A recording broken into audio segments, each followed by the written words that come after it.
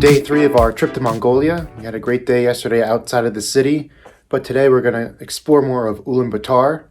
Right now it's -1 Fahrenheit. It's supposed to get up to 14 degrees, so it's not the coldest day, but we're still going to get suited up for a fun day out today.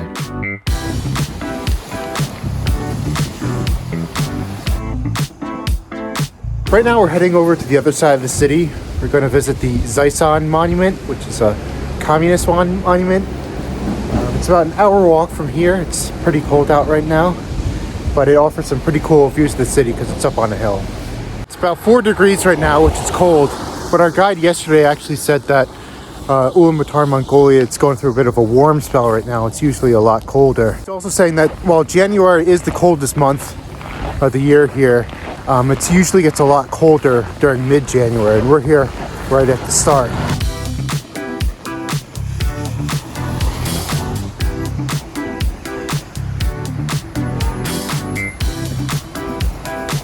We're gonna make a quick stop and see that statue of Buddha right there. But that right up there, that's the monument that we're heading to. That's our first goal for today.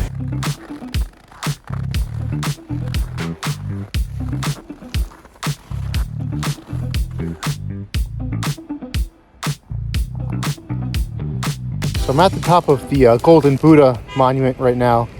Mongolia was a Soviet satellite state for a very long time, and since they were communist, Buddhism and all religion was pretty much outlawed, so I'm guessing that they built this pretty recently. There's a lot of statues of animals down there. I don't know if all of these are native to Mongolia, but it's definitely interesting. You get some nice views of the city, and then right up there, that's where we're headed right now, to that communist monument. There's been a lot of snow lately, and these stairs are covered in snow, so it is a bit treacherous going up and down. I'm gonna have to take my time here. I'll just go with my footwear.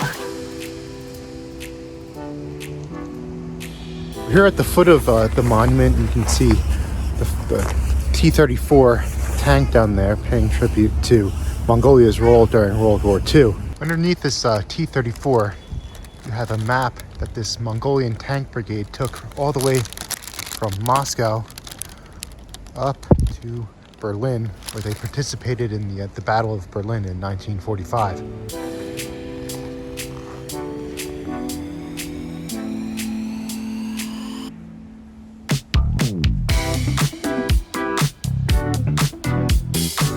And it's now time to go up to the top of the hill.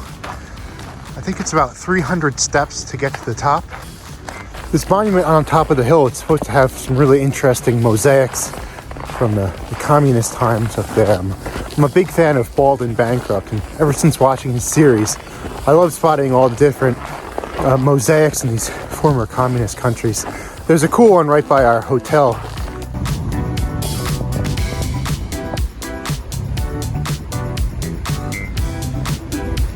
Let's get out of here. Criminal. I misspoke a bit.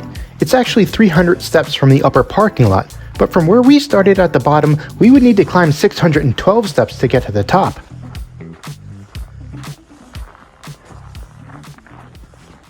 We've now made it to the top. Really getting quite a workout from that hike up here. Actually pretty warm now. And as promised, there's some pretty cool mosaics over there. Looks like we also have Lenin right there. The Zaisan Memorial was created in order to pay tribute to the close ties that the Soviet Union once had with Mongolia. The artists who created the memorial included scenes showing the Soviet Union's support for Mongolia's independence in 1921, the defeat of the Japanese at the Mongolian border in 1939, victory over Nazi Germany in World War II, and even Soyuz 39, which carried the first Mongolian into space.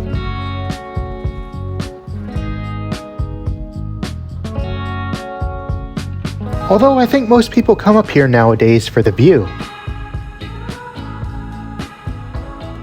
This memorial offers a fascinating snapshot of history, and coming here was definitely a highlight for me.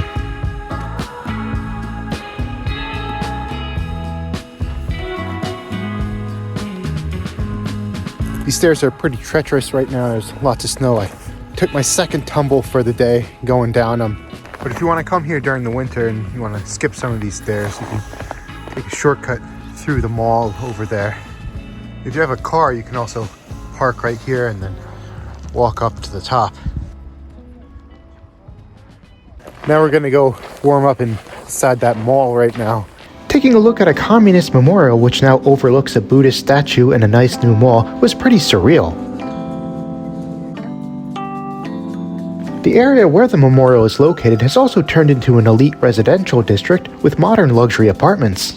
One thing that surprised us about Mongolia was how much money there seems to be in the country. Walking around the capital, you'll spot luxury cars around almost every corner, and there's also a ton of construction going on. It really shows you how far the country's come in the last 20 or so years. After picking up a few souvenirs at the mall, we decided to head to a museum that was about a 30-minute walk away. We're outside the museum we wanted to go to today. It's called, I think it's pronounced Bogd Khaan Museum. Looks pretty interesting, so we'll go in and have a look. Housed within the winter palace of the former ruler of Mongolia, this is the oldest museum in the country and is the last surviving residence of the Bogd Khaan. The palace consists of 7 temples grouped around 2 courtyards. Many of the buildings are painted bright red, green, blue, white, and gold colors.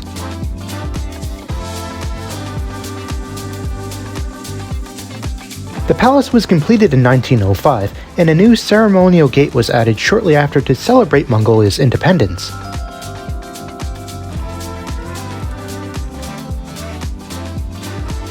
It was turned into a museum in 1924, and thus survived the destruction of temples and monasteries that took place in the late 1930s. However, many of the buildings have fallen into disrepair over the years, but thankfully efforts to restore the palace have begun. The Bogd Khan was the spiritual leader of Outer Mongolia's Tibetan Buddhism and ruled the country from 1911 to 1924. The museum houses many of his personal items along with other unique artifacts relating to Mongolia's political, religious, and artistic history.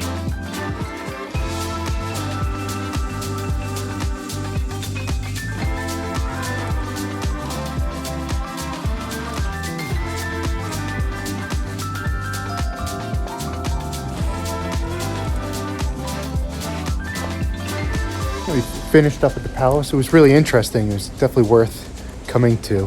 I think now we're gonna walk back to the hotel and rest up for a bit.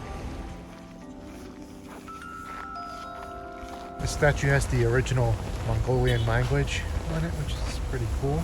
This Mongolian script was the first writing system created specifically for the Mongolian language and was widespread until the introduction of Cyrillic in 1946.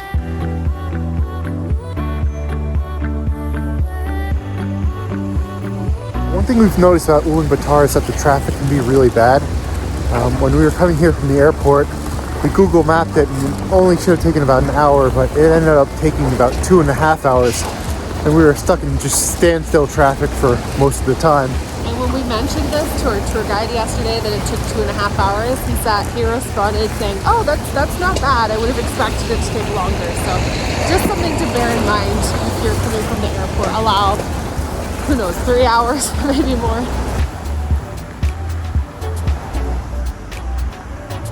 Before we head back to the hotel, we just want to make one more stop. My wife wanted to pick up some supplies, but I had my eye on another type of souvenir. Mongolia's national drink is called Arig, which is fermented mare's milk. I didn't think I would be able to stomach that, so I decided to buy some Mongolian vodka instead. We're back at the hotel now. We spent about 6 hours exploring Ulaanbaatar today. Had a great time. So we're gonna rest up and then go grab something to eat. If you've seen some of my other videos, then you'll know that my wife is a vegan. So finding restaurants that served food that she was actually able to eat was a struggle on this trip. So we're heading to dinner now. It's about 4 degrees Fahrenheit. We're going to a Mongolian restaurant that hopefully has some vegan options for my wife. I tried to dress a bit smarter, so we're going out, but I do have my really warm hat. After some extensive research, we found a restaurant called Modern Nomads, which served Mongolian food and also had some vegan options. Mongolian cuisine predominantly consists of dairy products, meat, and animal fats. The most common rural dish is cooked mutton, and in the cities, steamed dumplings filled with meat are popular. So we just got our drinks. Laura got a peach mocktail, and I went with the local beer.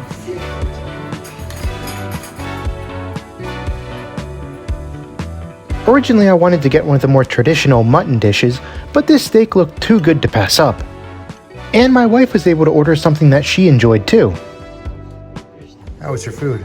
It was good. It was nice. It was just, they seemed very surprised that I ordered just a vegetable dish, but it was good. Yeah, I enjoyed my steak. The marrow, though, not really for me. I like the cheese on top. We just finished dinner. Came out to a grand total of $32, so it was very inexpensive. We both enjoyed our meals. So we're going to go out and explore Ulaanbaatar at night. Yeah, I'm gonna go for a quick walk around Sipbatar Square, I think. So just try and stay warm. Right now it's 1 degree Fahrenheit. I've got my my warm hat on, so it's not too bad. So we're back at the square. It's pretty empty. Right now it's very cold, but it's really beautiful with all the lights on.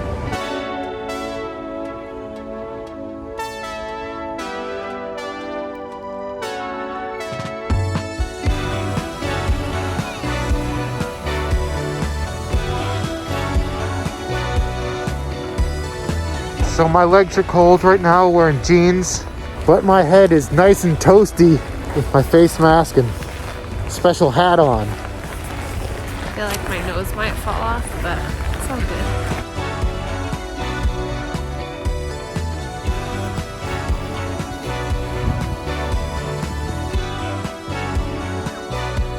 good. So we're almost back at the hotel right now, so we're gonna end the vlog here. Thanks for coming along with us today, and we'll see you tomorrow for our last day in Mongolia. Yeah, I look forward to it. We had one more day in Mongolia, and there were just a few more sites that we wanted to see. So we wanted to squeeze tomorrow afternoon into this vlog instead of making a separate video. Good morning from Ulaanbaatar. It's our last day in the city before we have to head home tomorrow. So we're gonna go out and see a few more sites.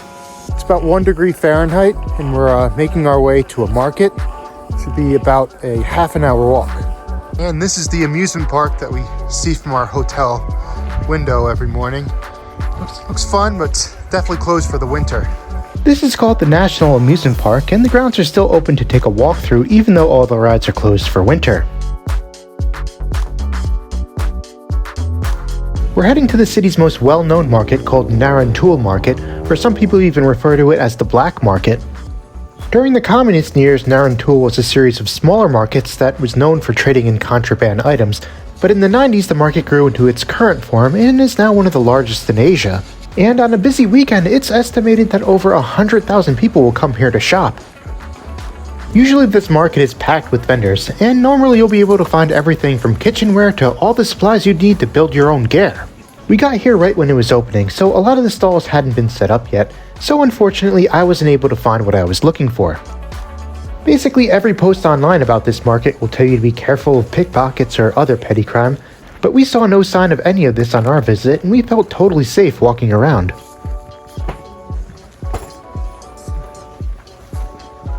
So we just finished up at the market. If you come to Mongolia and you need to buy a warm jacket or warm gloves or hats or something like that, it's a good place to stop by. Wouldn't be the highest thing on my list if you're short on time, but if you have an extra day, it's worth a look. Now we're making our way to the Chinggis Khaan Museum, which is about an hour walk.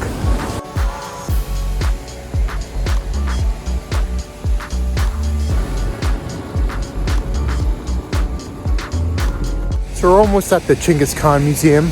It's about 14 degrees. It's a lot warmer than it was this morning.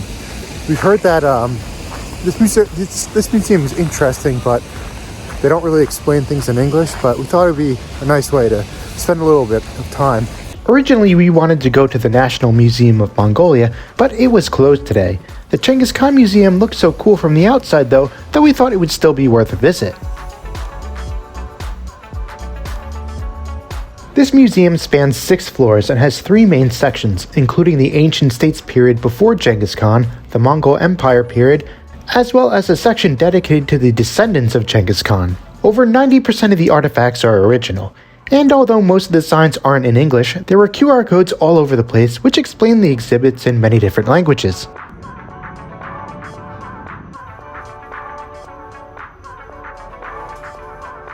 So I was pleasantly surprised by the Chinggis Khan Museum. It was much better than I was expecting. It was only about $9 a person to get in. It was opened recently, I think in 2019. It was really beautiful inside. It was well worth the visit. Now let's go and get some lunch. At this point in our travels, we'd been away for a few weeks, and I was craving a taste of home. So I couldn't pass up an opportunity to try out a Mongolian Burger King. American fast food restaurants are all over the world, and you always hear about the unusual menus that these foreign franchises have, so I was really interested to see if a Mongolian Burger King had a mutton burger or some sort of dumplings on the menu. However, the menu wasn't as exotic as I was expecting, and I ordered a cheesy bacon burger, which wasn't all that different to what you'd get in the US. So I'm glad I went to Burger King. The selection wasn't as different as I was expecting, but it was still good anyway. And now that our bellies were full, we decided to call it a day and head back to the hotel. We're back in the hotel now, and we have a pretty early flight tomorrow, so we're probably not going to do anything else today. So we wanted to wrap up this little series on Mongolia. When we started to plan this trip, there weren't that many YouTube videos out there that showed what it was like to travel to Mongolia during the winter. And the few that are online paint a pretty dismal picture of coming here during this time of the year. But hopefully you've seen through these videos that it's not all doom and gloom in Mongolia during the winter, and that you can still enjoy yourself if you pack some proper winter clothes. Hopefully these videos have also shown that there's a lot to do in Ulaanbaatar. A lot of the travel videos out there seem to show this city as a place that you can see in one day, but that's really not the case. There's loads of museums, historical sites, and other activities to do here. I'm sure that some of you are wondering about safety. We thought that everyone was really nice here, and we didn't feel uncomfortable at all during our travels. There were some warnings online about pickpockets, but we didn't see any real evidence of that during our time here. However, there are still some things that you need to be careful of, and we also have a few other helpful travel tips for you. Both of us definitely struggled with the pollution, and we read online that wearing a KN95 mask can help protect your lungs. We noticed that the people here tend to drive pretty aggressively, so when you factor in the ice, that makes for some pretty dangerous conditions. In fact, we witnessed a few accidents as we were wandering around. And as far as the ice goes, it helps to have a good pair of boots. But even with proper footwear, you're likely to take some falls, so be careful when you're walking around, especially when you're crossing the street. We also found that not everywhere accepts credit cards, so it's a good idea to carry some of the local currency with you. It can also be difficult to flag down taxis, but we did find the city to be very walkable. We also found that a lot of the younger generation here speaks English, but there were still plenty of instances where we'd go into a shop or restaurant and they didn't speak English. So that's something to keep in mind if you plan on coming to Mongolia. And with that said, it's now the next day and time to head to the airport. We had a great time here in Mongolia and hope you enjoyed this little series. Take care. And that's a wrap. Let me know in the comments if you'd ever want to go to Mongolia, or if there are any other out of the ordinary places that you'd like to travel to.